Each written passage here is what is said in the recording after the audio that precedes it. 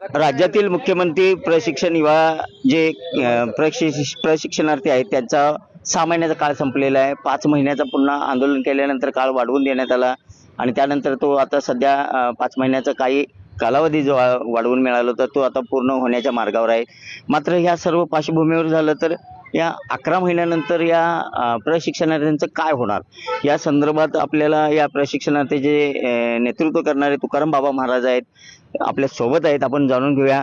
आता पुन्हा एकदा रस्त्यावरची लढाई सुरू करणार आहेत, नेमकी कशासाठी आहे आणि काय आंदोलनाचा पवित्र असणार आपण जाणून घ्या. मला सांगा महाराज, आता तुम्ही म्हणताय पुन्हा रस्त्यावर उतरणार आहे, कशासाठी आणि काय तुमच्या मागण्या आहेत आणि कुठून आंदोलनाची सुरुवात होणार? सगळ्यात पहिली गोष्ट मी तुम्हाला हे सांगू इच्छितो की प्रत्येक वेळेस वारंवार सरकारला वेगवेगळ्या माध्यमातून अल्टिमेट दिलं जातं आणि त्या माध्यमासाठी प्रत्येक महाराष्ट्रामध्ये 36 जिल्ह्यामध्ये माझा दौरा असेल, मान्य बालाजी पाटील चाकूरकर साहेब याच्यामध्ये नेतृत्व करतात. हे सगळे मंडळी करत असताना सरकारला हे सांगावं लागतंय की बाबांनो 11 महिने नंतर मुलांचं करायचं काय.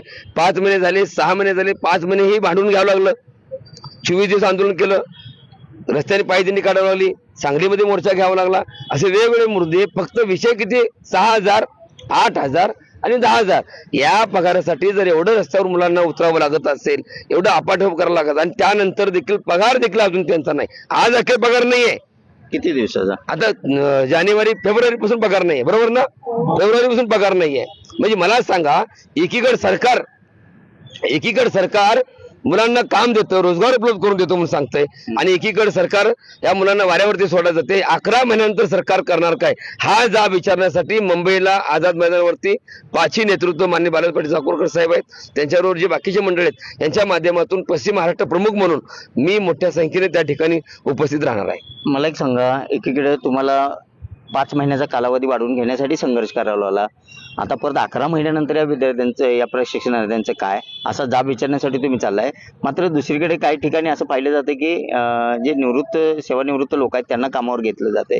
आता ऐन उमेदीचे वय जर यांचं 11 महिन्यानंतर निवडून गेलं तर पुढे भविष्यात काय आहे या मुलांचं भविष्य? यांचं वय हे तरुण राहिले नाही, त्याला म्हातार करून टाकले सरकारने. ह्यांना हेल्पाटे खाऊन म्हातार करून टाकलंय. पगारसाठी 6,000 साठी 5,000 साठी यांना हेल्पाट कावले. जे मुलं चांगल्या ठिकाणी काम करतो साहेब 10 वर्ष 15 वर्षापासून त्या ठिकाणचं काम गेलं यांचं आणि आता जिथं काम मिळाले सरकारी काम तेही मुख्यमंत्री साहेबांनी सांगितलंय की ज्या ठिकाणी प्रशिक्षण तुम्हाला उपलब्ध होणार त्या ठिकाणी तुम्हाला काम दिलं जाणार, त्या ठिकाणी परमनंट केलं जाणार. म्हणून ह्या मुलांनी रात्रीचा दिवस केला आणि मतदान केलं, निवडून सरकार आलं आणि पुन्हा मुलांना वाऱ्यावर सोडणार. यांचं पुढं काय भवितव्य होणार हे विचारण्यासाठी, हा जाब विचारण्यासाठी आम्ही मुंबई आझाद मैदानावरती छत्री मोर्चामध्ये सामील होणार आहोत. कसं नियोजन आहे तुमचं हे 14 तारखेचं रस्त्यावर उतरून जाब विचारण्याचं? 14 तारखेला मुंबई येथील आझाद मैदानावरून आम्ही थेट विधान भवनाकडे जाण्याचा संकल्प केलेला आहे. कारण आपल्या या प्रशिक्षणार्थ्यांच्या कायमस्वरूपी हक्काचा लढा, कायमस्वरूपी भाकरीचा लढा आपणाला जिंकायचा असेल तर आपणाला सरकारला नाक दाबल्याशिवाय पर्याय नाही. सरकारचं नाक दाबण्याचा प्रयत्न आम्ही या विराट धडक छत्री मोर्चाच्या माध्यमातून करणार आहोत आणि या प्रशिक्षणार्थ्यांच्या हाताला कायमस्वरूपी रोजगार देणं हे सरकारचं कर्तव्य आहे. नाही तर हे युवा भरकटले जातील, हे युवा व्यसनाच्या अधीन होतील. अनेक युवांचं लग्न थांबलंय, 35 ओलांडतायत, मुली कोणी देत नाहीत. अशामध्ये ते व्यसनाच्या अधीन जात आहेत. चोऱ्या माऱ्या करणाऱ्या लोकांच्या स्वाधीन, माझ्यासारख्या पुढाऱ्यांच्या नादाला लागून आयुष्य करिअर बर्बाद करतायत. म्हणून राज्य सरकारला सांगायचं आहे आपल्या TV9च्या माध्यमातून की या माझ्या तरुण पोराच्या हाताला काम द्या. वेळेत जर त्यांना काम नाही दिलात तर हा युवा उलट केला तर वायूसारखा जर भरकटला तर तुम्हाला सत्तेत पण आणू शकतो आणि तुम्हाला सत्तेतून खाली सुद्धा खेचू शकतो. हा इशारा देण्यासाठी आम्ही या मोर्चाच्या माध्यमातून 14 तारखेला आझाद मैदानावरून विधान भवनावर थेट जाणार आहोत आणि काय होईल ते होईल. आम्ही विधान भवनावर धडक मारणार म्हणजे मारणार आणि सरकारला जाब विचारणार. आपल्याबरोबर काही प्रशिक्षणार्थी आहेत. कसं आता हे आंदोलन 14 तारखेचं आहे, त्या 11 महिन्यात सरकारकडून तुम्हाला कशा पद्धतीची वागणूक दिली जाते आणि दुसरी गोष्ट 11 महिन्यानंतर तुमचं भविष्य काय?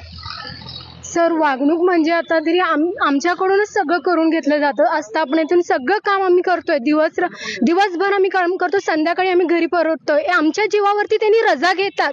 आम्हाला काय वाटत असेल की आम्ही तिथं काम करतो आणि ते आमच्या जीवावरती घरी जातात, फिरतात, त्यांच्या आवडीनिवडी पूर्ण करतात आणि आम्ही आमचं काम करतोय. म्हणजे आमचा हक्क काय आहे ते आम्ही सरकारला सांगणार आहे. आम्ही बेरोजगार आहे, आम्हाला आमच्यावरती काय बीतत असेल, एवढं शिकून आम्ही बेरोजगार आहे, तर आम्ही ते सरकारला सांगणार की आम्हाला आमचा हक्क द्या, आम्हाला आमचा न्याय द्या.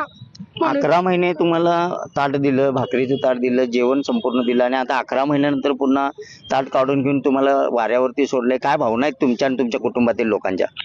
सर कसं की बरेच असं कुटुंब आहे की त्यांच्यावरती चाललंय. या प्रशिक्षणाच्या बांधवांकडून असं बघून वाटते की त्यांच्या 10, 8, 6 हजार वरती त्यांचं फॅमिली चालले. काय वाटत असेल त्यांचं? आणि 2 महिने जरी जॉब पण नव्हतं त्यांना सर, प्रशिक्षण होतं, मग काय कसं चाललं असेल? कर्ज घे, कुठं काय कर, याच्यावरून तर आम्ही काढलोय. आम्हाला नोकरी द्या, स्थिरता आणा आमच्या आयुष्याला, आमचं सगळ्यांचं चांगलं होऊ दे असं आम्हाला वाटते सर. म्हणजे हा या पगारात तुमचं भागत नाही, तुमच्या कुटुंबाचं भागत नाही, तुमचा पगार वाढीचा सुद्धा मागणी आहे? हो, आमचे पगार वाढू दे हे पण आम्हाला वाटते, कारण येण्या जाण्यातच खर्च खूप होते सर. 6 किलोमीटर लांब माझं हे आहे, आस्थापना आहे, तिथून मी बसने येऊन जाते, 2 बस बदलते, तिथून जाते, तर 2-2.5 हजार रुपये मला खर्चच येतो. राहिलं काय आणि घर चालवायचं काय? आई वडील म्हणतात की लहानाचं मोठं केलं, शिकवलं, तू तुझं आता बघ. मग काय बघायचं यातून? घर भाडं सरकार तुम्हाला वाऱ्यावर सोडते? होय, आम्हाला सरकार खरंच वाऱ्यावरती सोडते. काहीतरी सरकारने योग्य डिसिजन घेतलं पाहिजे. हे काय आता प्रशिक्षण दिल्यानंतर हे काय सगळे हेच होणार आहेत, तुम्ही नंतर काय, यांचं भविष्य काय ते ह्याचा त्यांनी सरकारने विचार करायचं. नक्कीच आपण पाहू शकता, प्रशिक्षण सरकारनं दिलं 11 महिन्याचं, पण त्याच्यानंतर जे वाढलेलं ताट होतं, भरलेलं ताट होतं, ते काढून घेतलेलं आहे. त्यामुळं राज्यातील 1,24,000 हे जे प्रशिक्षणार्थी आहेत आणि त्यांच्या जीवावर जे जगणारे कुटुंबातील जे उदरनिर्वाह करणारे सदस्य